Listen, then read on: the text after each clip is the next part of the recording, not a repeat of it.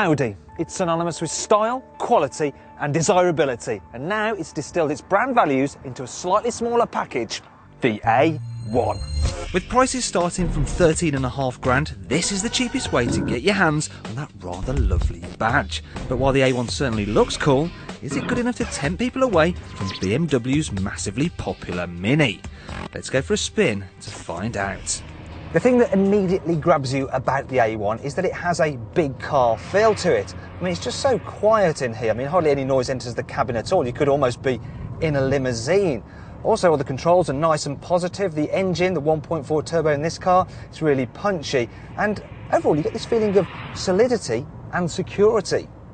Now, some people might find the ride a bit on the firm side, and yes, it is a bit hard. Certainly not as comfortable as a VW Polo, although to be fair, this car does have the sport suspension. But the payoff is that it goes round corners extremely well. Overall, the A1 is very competent to drive, but it somehow lacks a certain fun factor, whereas the Mini... Now, I know it's a bit of a cliche saying it handles and feels like a go-kart, but it really does. I mean, the lovely responsive steering, the short throw 6-speed gearbox and the lovely darty nature of this car means it's great for nipping about round town. And the sheer amount of grip you've got means that it can corner at, quite frankly, ludicrous speeds. And this, plus the fact the chassis is just so playful, means the Mini is big on laughs. Overall, the Mini is the kind of car that makes you come up with excuses of having to go somewhere just so you can drive it again.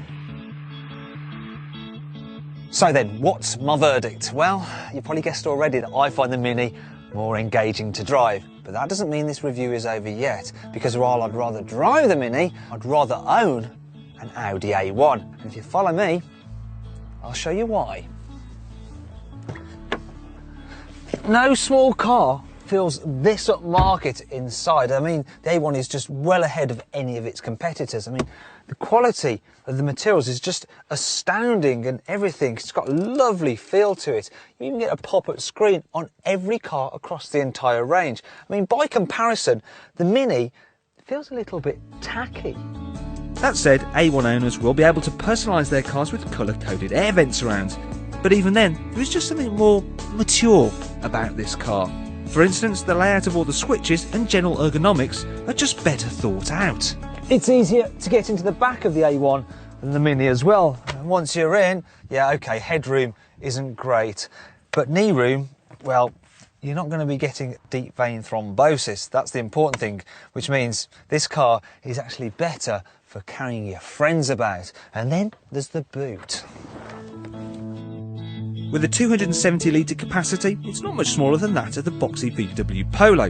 There's also a false boot floor to hide your valuables, and unlike with its British rival, when you fold the rear seats down, you get a totally flat road bay. But really, the clincher for me is that, unlike the commonest ketchup Mini, you won't see an A1 on every street corner.